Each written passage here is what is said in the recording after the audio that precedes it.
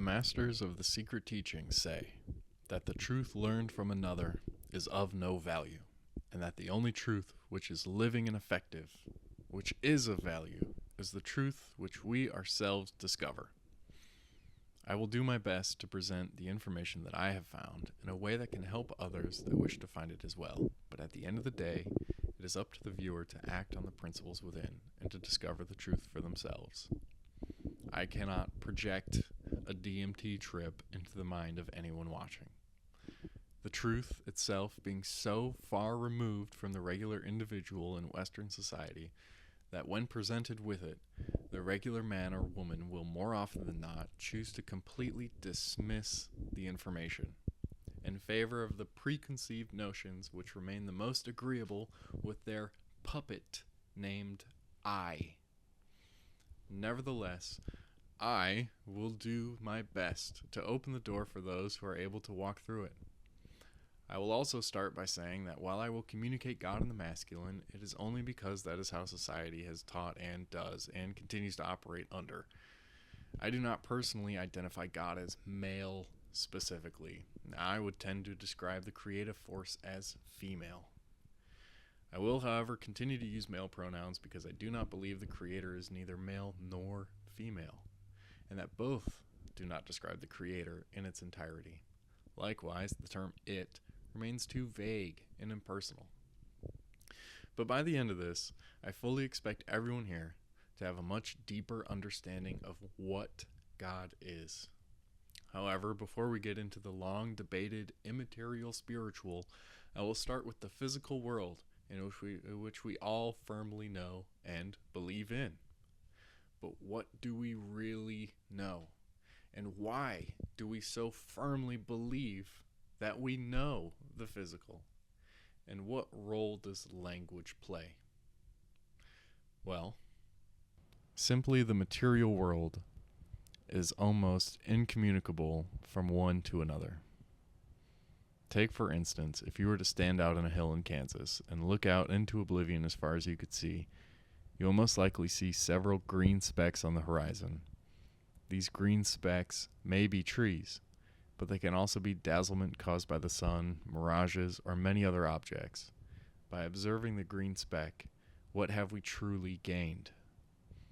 We have only simply been made conscious of having felt a sensation. The sensation is it, nothing more and nothing less. All the rest is an interpretation of that sensation. Together, we bring our collections of memories of our sensations and create schemas that allow us to communicate these sensations to one another in ways that we can try to pass on a collective understanding. This works well sometimes, and at other times it's completely hopeless. We are beings that coexist in two worlds, the one of material and the one of what we experience, right? In other words, the world of pure contact, not colored by the screen of interpretation, memories, or cultural schemas, and created by mental formations. The first world is reality. Reality is inexpressible and inconceivable. This inexpressible and inconceivable is what we are trying to communicate when we speak of God. This is not to say that our second world of mental formations is devoid of existence. It just means that we must be hyper aware of the shortcomings of our ideas and judgments based on our human mentality. Our human senses, as well as the machinations by which we enhance our human senses, be it the telescope or the microscope, to explore the world must always be in question. For each contact we make with reality will be completely different than the one before it. For when we observe, what is actually happening? A contact of the organ or sight with an exterior object lasts for only a flash. Even if you think you are looking at it for a long time, each flash is different than the one before. But why are they not identical? For several reasons. The principle being that nothing is truly motionless. After this, the material organ, or I, simply consists of an aggregate of infinitely smaller particles that are also in perpetual movement. These cells and atoms are sensitive individually to numerous influences brought to bear on them by agents exterior to them and undergo numerous changes depending on the nature of their own evolution. The eye, at the moment of the second flash of contact, is not identical with the eye which underwent the first, as well as the item in question. They may as well be two complete strangers becoming acquainted for the first time. Unfortunately, no amount of experimentation can put us in direct contact with absolute reality. It is our job to align our sensations and interpretations in a way that most aligns with absolute reality as best as we are able. So must we also align ourselves with the concept of an inexpressible, inconceivable, and absolutely unavailable deity. But do not despair, for as sure as you are hearing my voice, you can know for a fact that this all exists. Let the gate of the eternal be open to all, and let him who has ears to hear, hear. The metaphysical becomes even harder to describe than the physical. An absolute existence, wholly immaterial, is in no way within the reach of our senses. A cause without an effect, that existed during an infinity of eternities, before there was anything else except time and space, is wholly beyond the reach of our conceptions. The mind of man has wearied itself in speculations as to God's nature, his essence, his attributes, and ended in being no wiser than it began. In the impossibility of conceiving immateriality, we feel at sea and lost whenever we go beyond the domain of matter.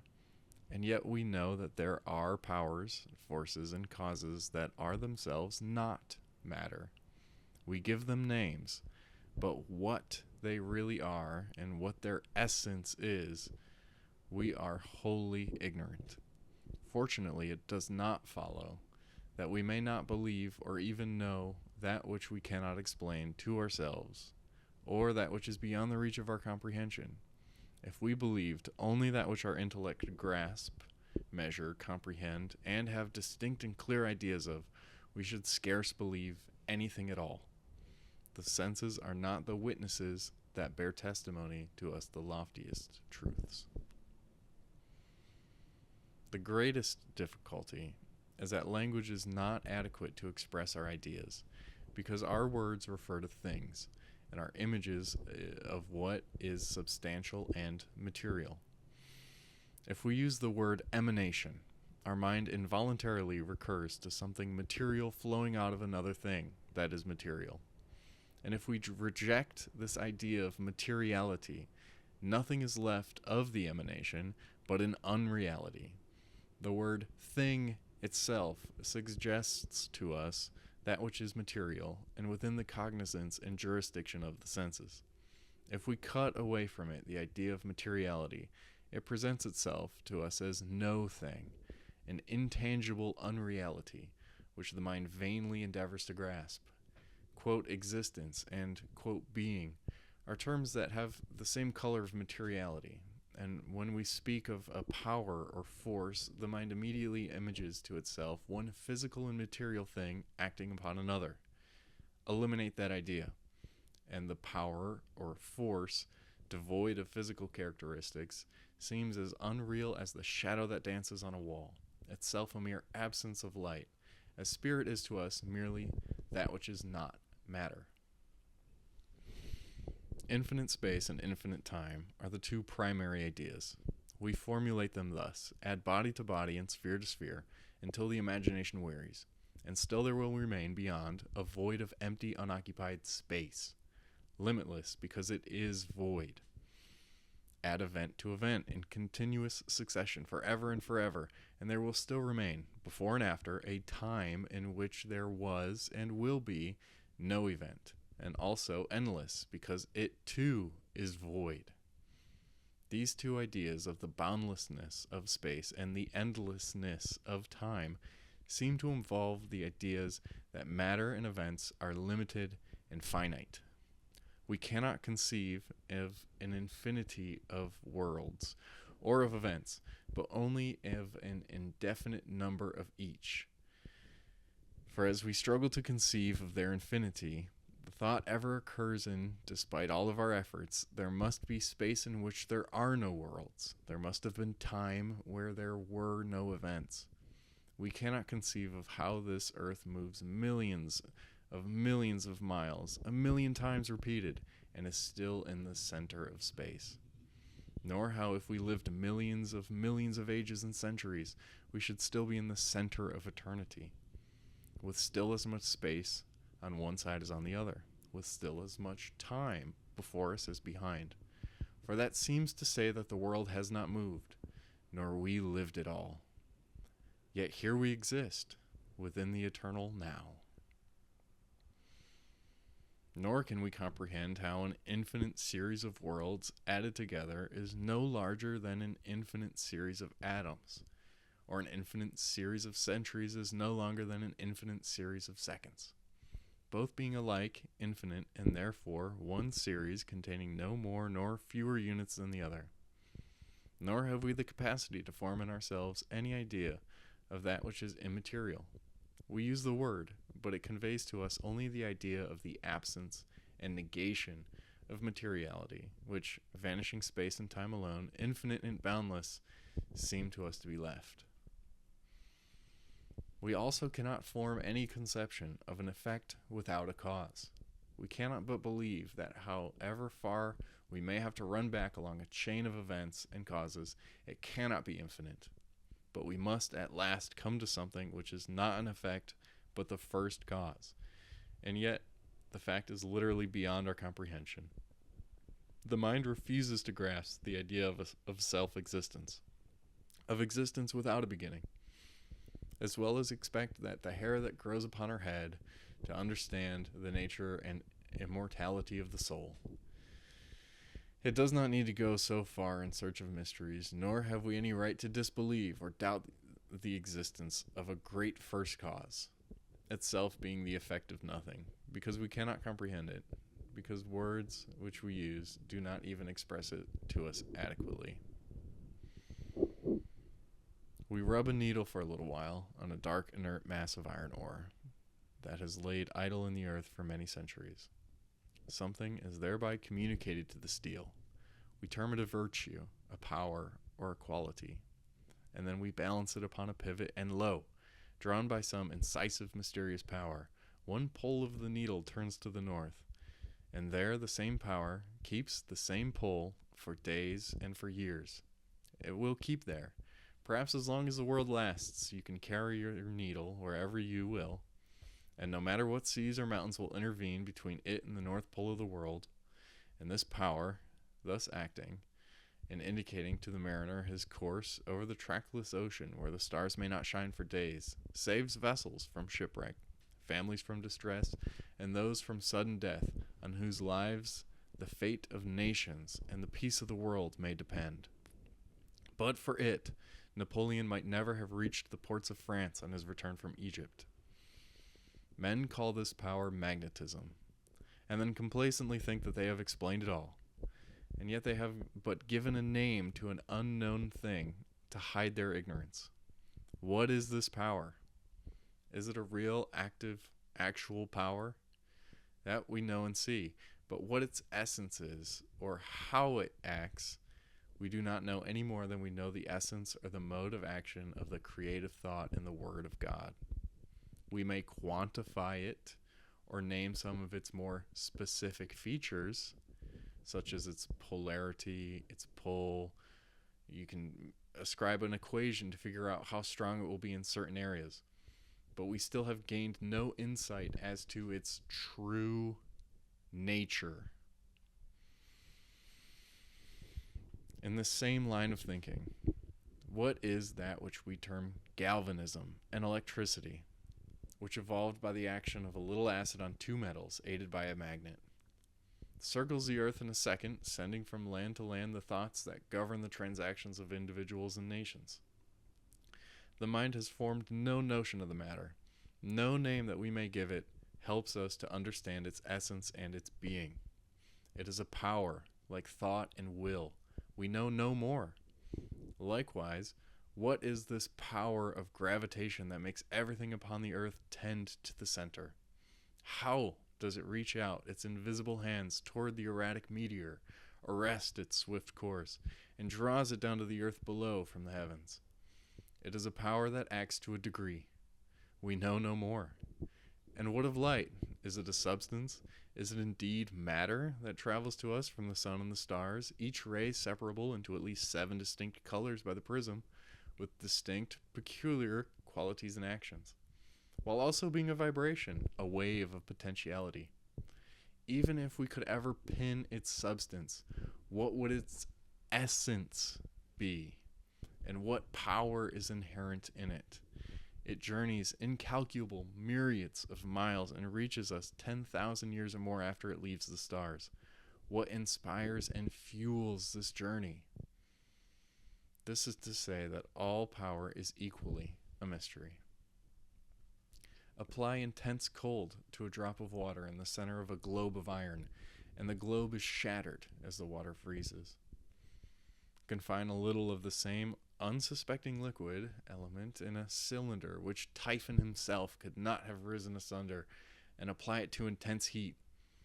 That vast power that lurked latent in the water shivers the cylinder to atoms. A little shoot from a tiny seed, a shoot so soft and so tender that the least bruise would kill it. Yet it forces its way downward into the hard earth several feet. This energy of the seed is utterly incomprehensible. What are these mighty forces locked up in the small seed and the drop of water? And what is life itself, with all of its wonderful, mighty energies? That power which maintains the heat within us and prevents our bodies from decaying into the formational elements which leaves us so upon death. Life, the constant miracle, the nature and essence of whereof have eluded us, all of the philosophers and all of their learned discussions of it just a jargon of words. No wonder the ancient Persians thought that life and light were one, both emanations from the supreme deity, the archetype of light. No wonder that in their ignorance they worshipped the sun. They believed that God breathed into man the spirit of life, man being not simply matter but an emanation from God himself, not a creature made by him, nor a distinct existence, but a power, like God's own thought. And light, to these great-souled ancients, also seemed no creature and no gross material substance, but a pure emanation from the deity, just as immortal and indestructible. But again, we ask ourselves, what is reality? Our dreams are just as real to us while they last as the occurrences of the day. We see, hear, feel, act, and experience pleasure, and suffer pain, just as vividly and actually in a dream as when we are awake. The occurrences and transactions of a year are crowded into the limits of a second, and the dream is remembered as real as the past occurrences of life. As I said earlier, we have no cognizance of substance itself, only its attributes. When we see what is termed a block of marble, our perceptions give us information only of something extended, solid, heavy, colored, and the like, but not of the thing itself to which these attributes belong.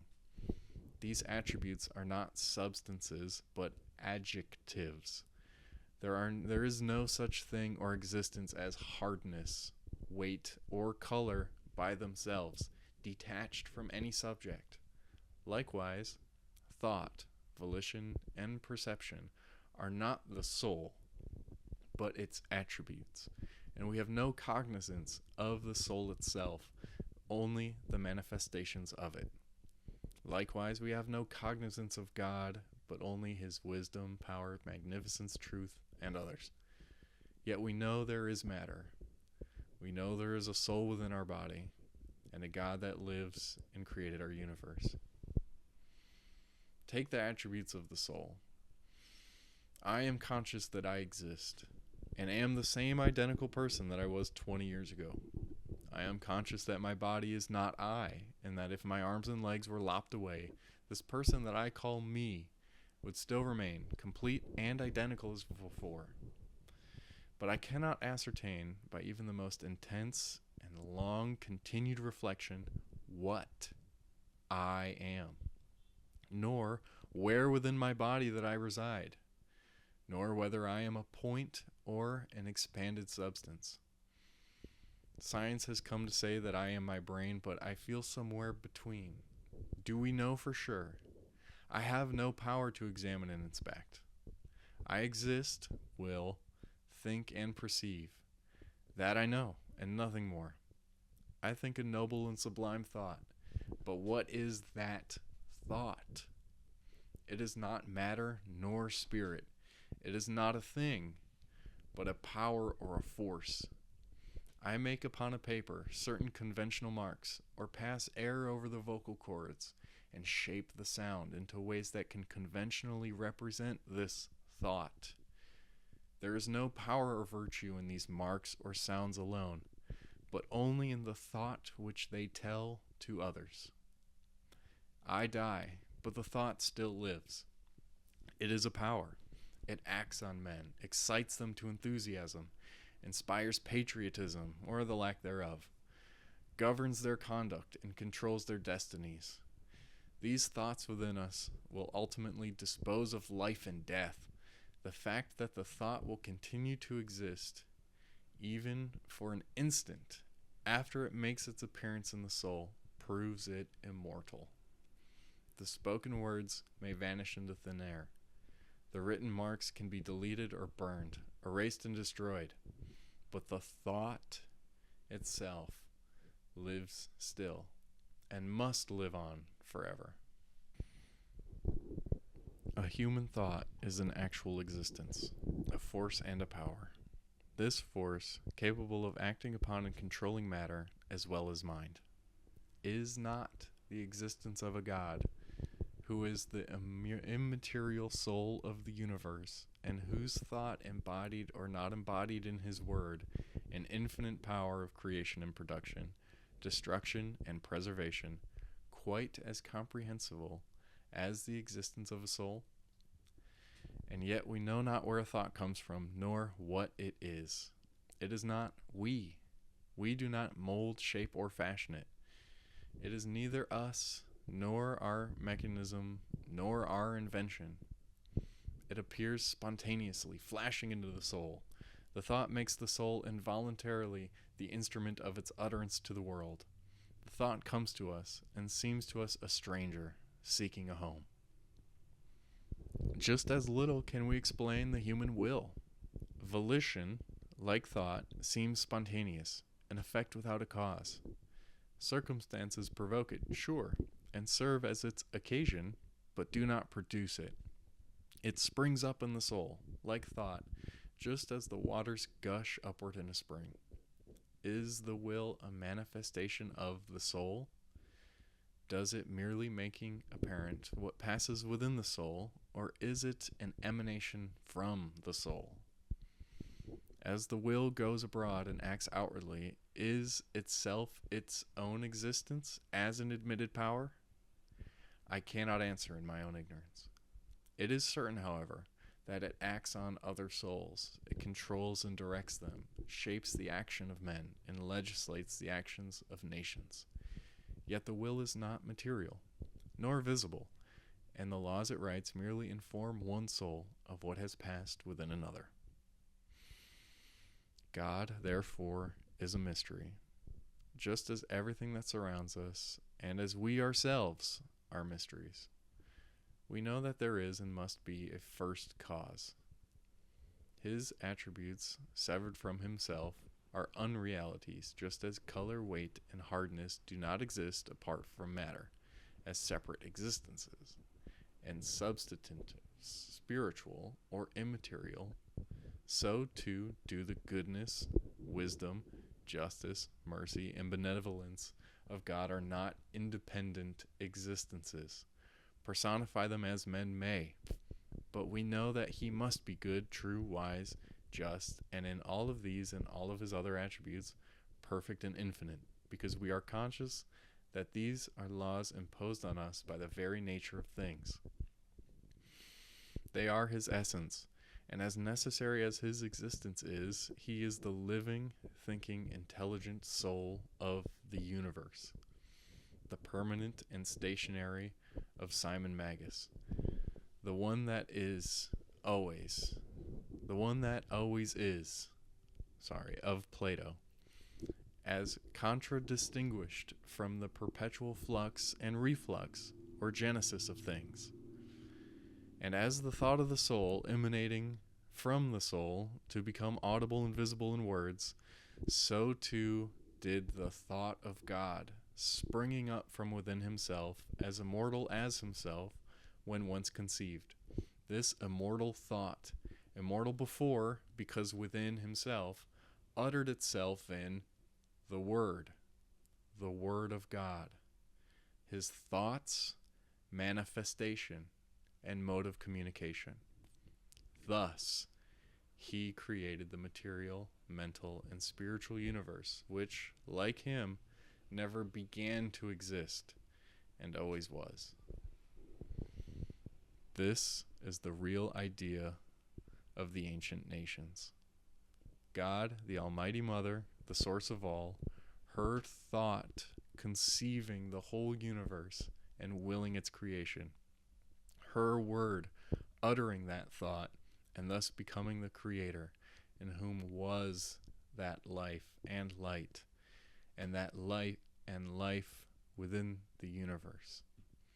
Nor did that word cease at the single act of creation, and having set going the great machine, and enacted its laws of its motion and progression, the birth and life, as well as change and death, her word did not cease to exist or remain thereafter in inert idleness.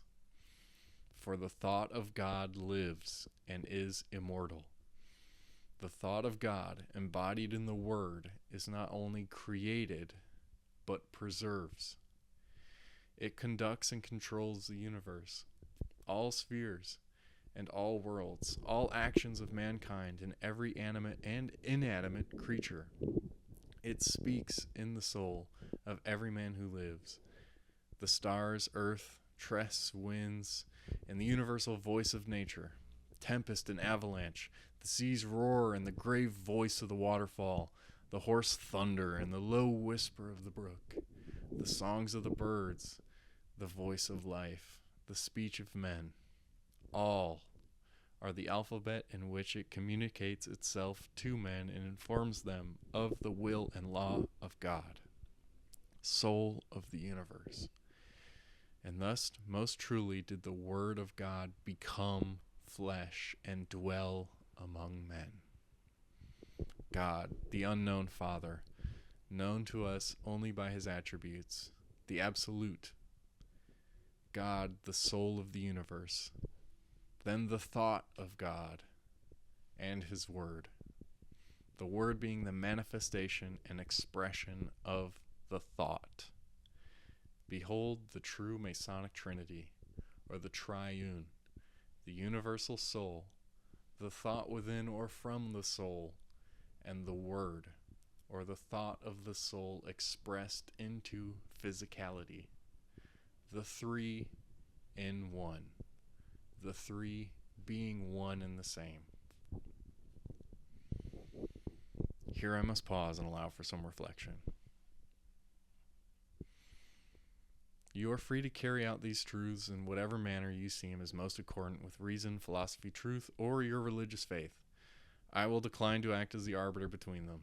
You are free to multiply the intermediaries between the deity and matter, and the personification of God's manifestations and attributes to whatever extent your reason, conviction, or fancy dictates. You can call it whatever you want. You can call it God.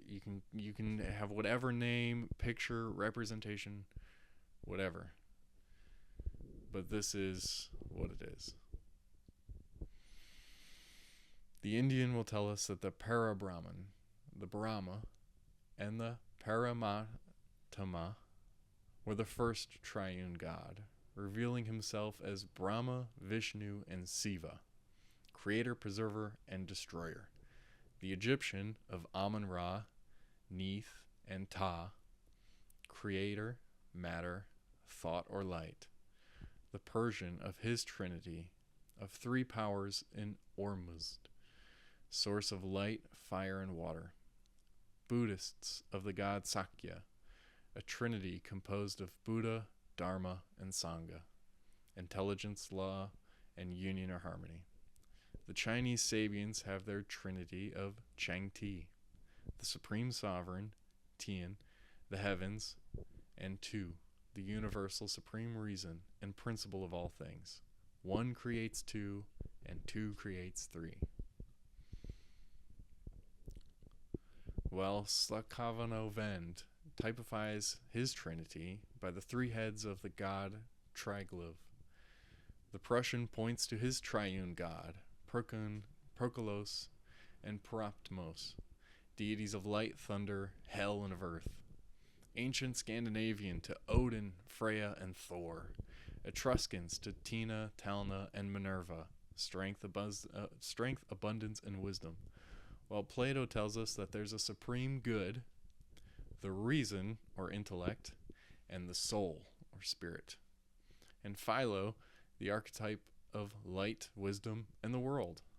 The Kabbalists will teach us of the triads of the Sephiro.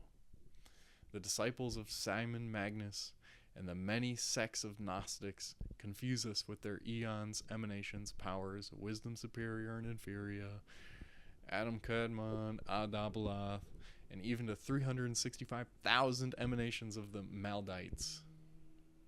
And while the pious Christian believes that the Word dwelt in the mortal body of Jesus of Nazareth and suffered upon the cross, and that the Holy Ghost was poured out upon the apostles, and now inspires every true Christian soul. All of these faiths, pronunciations aside, assert their claims to the exclusive possession of the truth. Masonry will only teach the old doctrine and no more, that God is the soul of the universe, and that her thought was uttered in his word, which created the universe as we know it, and preserves it by those eternal laws which are the expression of that thought. That the soul of man, breathed into him by God, is immortal as God's thoughts are. That man is free to do evil or choose good, responsible for his acts, and punishable for his sins. That all evil and wrong and suffering are but temporary, the discords of one great harmony, and that, in his good time, they will lead to the infinite modulations, to the great harmonic final chord and the cadence of truth, love, peace, and happiness that will ring forever and ever under the arches of heaven, among all the stars and worlds, and in the souls of men and angels. All I personally know is that God is completely unimaginable, incomprehensible, and unpronounceable. There is no visualization technique and no figure of speech that could ever give image to the divine creator or intelligent creative force of the universe. It could never do any real justice as to his true nature. Alas, the folly of man's language. But I know that one still exists. This is a lesson in letting go. Let go of your desire to know in human terms the divine. This belief in the unknowable is the true faith in God that Christianity teaches.